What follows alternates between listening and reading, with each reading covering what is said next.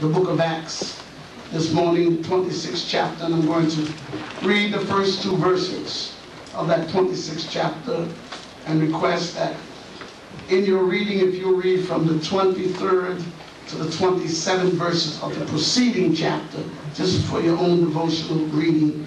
In the 23rd chapter, you'll get the background of what I'm talking about this morning, 23rd to the 27th verses of the 25th chapter of Acts.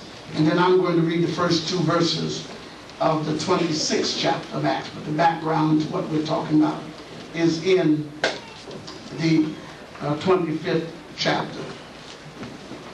Then Agrippa said unto Paul, Thou art permitted to speak for thyself.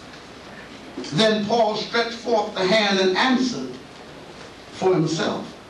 I think myself happy, King Agrippa, because I shall answer for myself this day before thee touching all the things whereof I am accused of the Jews.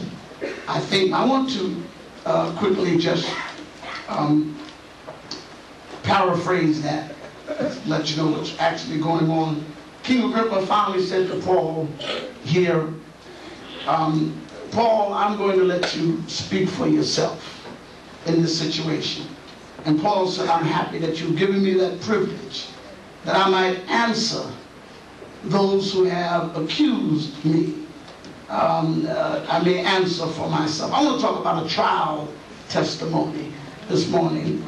A trial testimony. I think myself happy, King Agrippa, because I shall answer for myself this day before. There's no question that the word trial, as I move quickly here, takes on two connotations, two different definitions or ways of using the word trial. The first one means a condition of being tried or tested. That's when we're going through trials and tribulation. That kind of trial is a condition of being tried or tested. The second way we're using it is actually the court way. Trial by examining and therefore deciding in a case in court. Deciding a case in court. So there are two ways of using trial. You can have a trial by going through trials and tribulation, and you can be tried in court. And certainly both of these actions take center stage in this very grueling experience of the Apostle Paul. For not only is he going through something and therefore having trials and tribulation, but he is actually in a trial. As you will see if you read those proceedings, those verses rather in the preceding chapter, 23rd verse, and on the morrow when Agrippa was come and Bernice with great pomp and was entered into the place of hearing, an actual hearing and trial is going on for the Apostle Paul. So we're using the word a trial testimony. We're using it in two ways. We're talking about a testimony that you have through trials, and then we're talking about an actual testimony that goes on when one is tried in court. Both, and Paul had already met the saints at Jerusalem who met him gladly. When he came to Jerusalem, he thought that there was going to be opposition. If you recall, those close to him told him, don't go into Jerusalem because right now they're waiting for you to lay hands on you, and you'll be in a lot of trouble because the Pharisee council is against you, the rabbis, the synagogue, everybody's against you because you used to be one of them, and now you're promoting Christianity and everything, so don't go in there. But the Apostle Paul went in there and found out that the saints at Jerusalem and all met him gladly.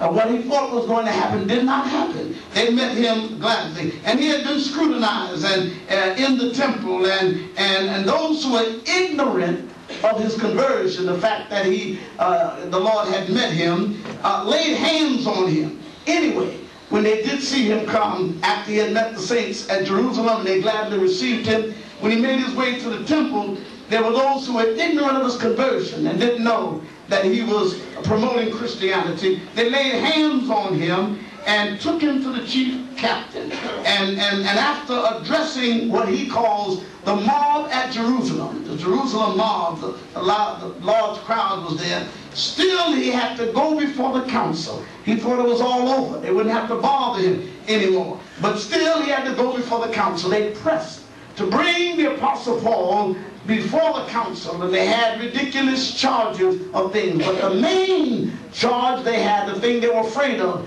is that he preached the resurrection of Jesus Christ. They wanted him not to preach that. And Paul would have agreed not to preach the resurrection of Jesus Christ. Nobody would have found fault with him. He never would have died at Rome, at Nero's chopping block. History would have been written differently. But the Apostle Paul could not do that. And so they brought him forth there. And then at night, just before the trial, when the Apostle Paul was just about to go in front of the council with everything going against him, the Bible says the Lord stood by him at night.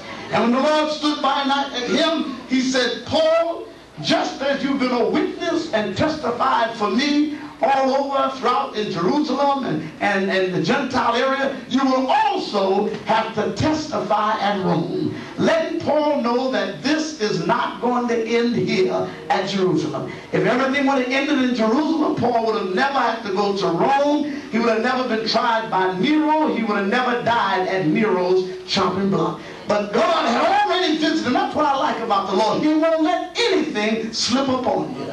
God will warn you when danger is coming. He'll warn you when plots are being set and folk are talking about you, scandalizing your name. God will always warn you, so you won't have to walk into anything. I think it's a mighty fine thing to have a God who looks out for us and who warns us of things. And that's that feeling you get sometimes when you say, I ought not to go here.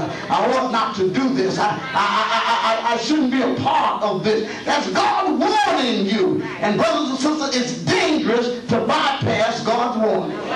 We ought to live close enough to God that when danger is coming, nobody has to notify us. God will let us know when we feel that danger is on the way. And so Paul, the Apostle Paul said the Lord stood by him at night. Now we know this wasn't a physical appearance, but he felt the presence of God standing by him and saying to him, Paul, just as you witnessed in Jerusalem and all, you will still have to witness at Rome. In other words, Paul knows that the trial here, this trial right now, is not going to settle anything. They're not going to be satisfied no matter what you say here. You're still going to have to go to Rome. And so, in other words, it's like a going through. You've got to go through anyhow. You can't bypass it. You can't put it off, and you can't say it's not going to happen. If it's up the road for you, you just got to go through it, that's all. The only thing you have to do is ask God, Lord, give me strength to go through it. That's what it is. When you see it up the road and you see it's not moving and the burden is not moving and the cross is not moving and the trial is not moving, then you stop your prayer and stop asking God to move it out of the way and say, Lord, take me through it. It's like you don't have to move the mountain. Just give me strength to go through it and tunnel it, climb it,